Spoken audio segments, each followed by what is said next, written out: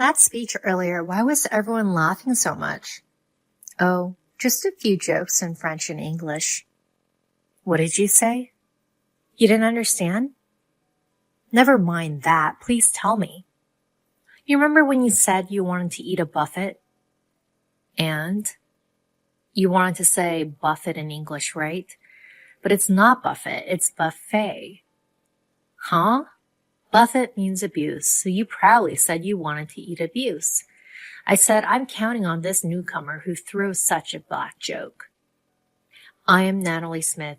My husband Frederick and I have 2 children, both of whom are adults and live with us. I work part-time at the headquarters of a major corporation. This company has branches overseas, and employees from various nationalities work there. So not only Japanese, but also many other languages are spoken in the office.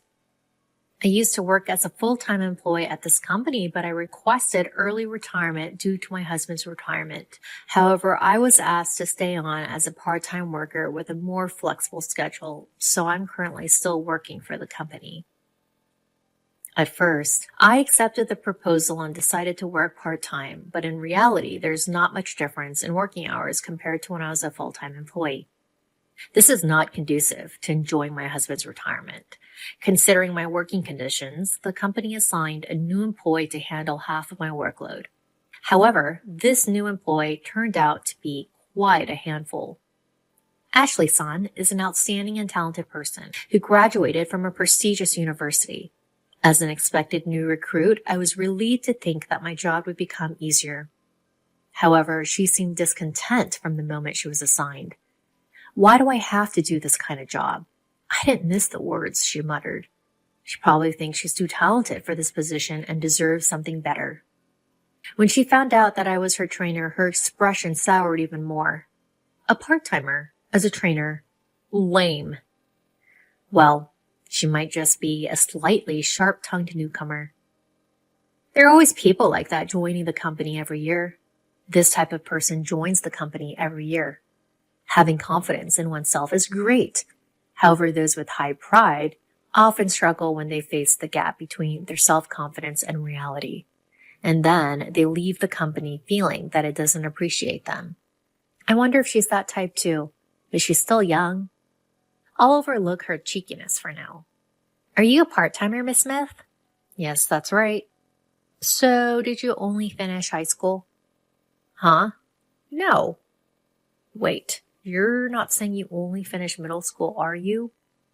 Ashley, what does educational background have to do with this job? You attended the orientation, didn't you?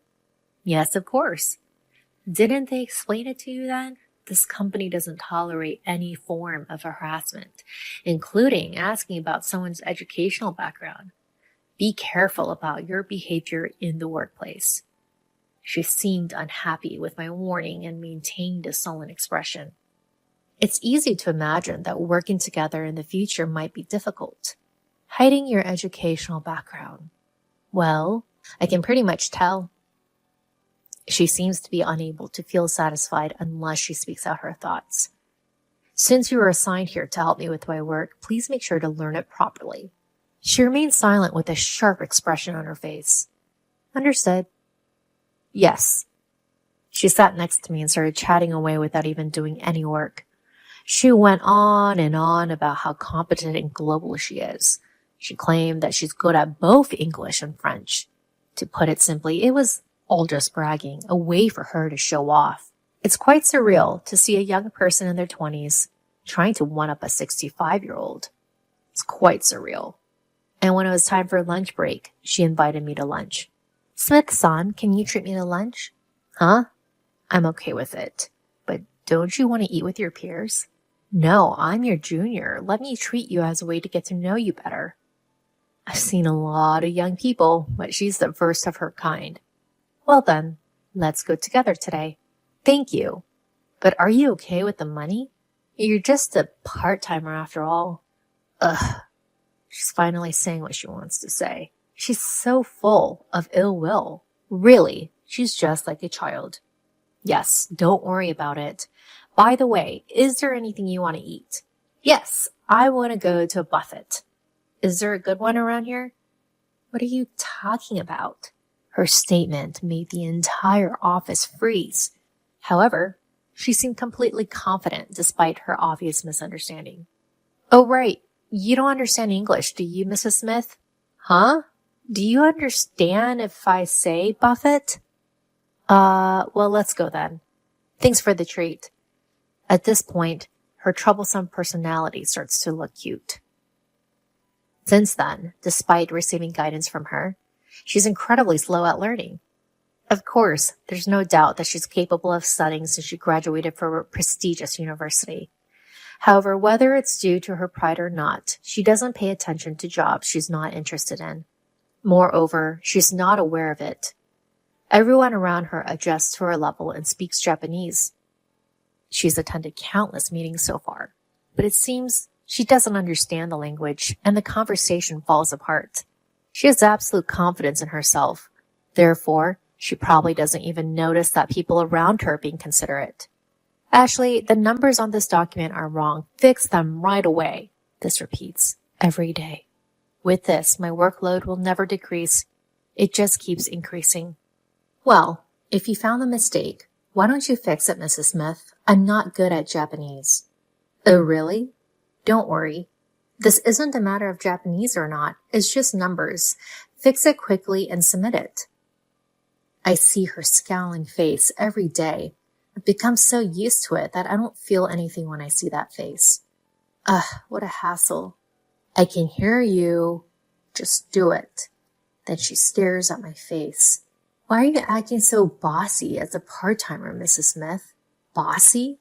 Be careful with your choice of words. Don't forget that you're in a position to seek my guidance. See? You're really bossy. Why is a part-timer in charge of training in the first place? It doesn't make any sense. Despite the approaching quitting time, all she does is talk. That's because I used to be a full-time employee. Huh? So you got demoted? No, not demoted, but downgraded to part-time. She bursts out laughing. Hilarious. So you can't do that job, huh? Honestly, she's so narrow-minded. Look, everyone has their own circumstances. We don't have time for unnecessary talk, so fix it quickly and submit it. All I can say for now is that I'm more skilled at this job than you.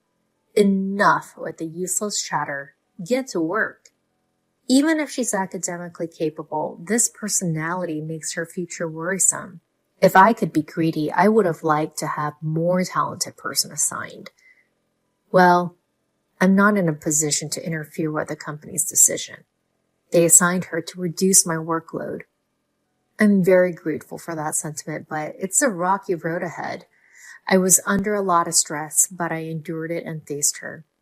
However, she was the same. It seemed like she had her own stress built up.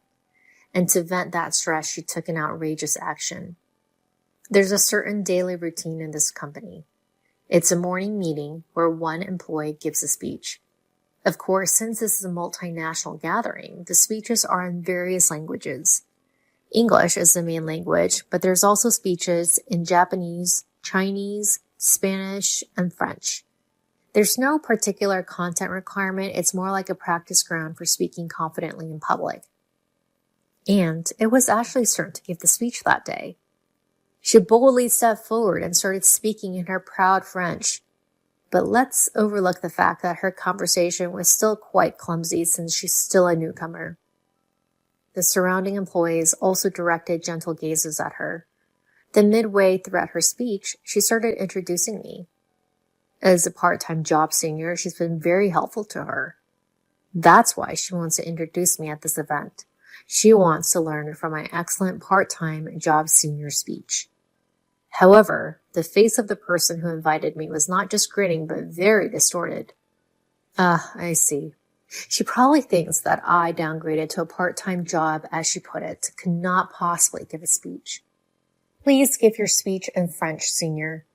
The face of the girl whispering in my ear was very ugly. Am I, a 65-year-old woman, going to compete with a young whippersnapper in her 20s? As I started my speech in French, her eyes widened and she stood there with her mouth open. Of course, that's to be expected.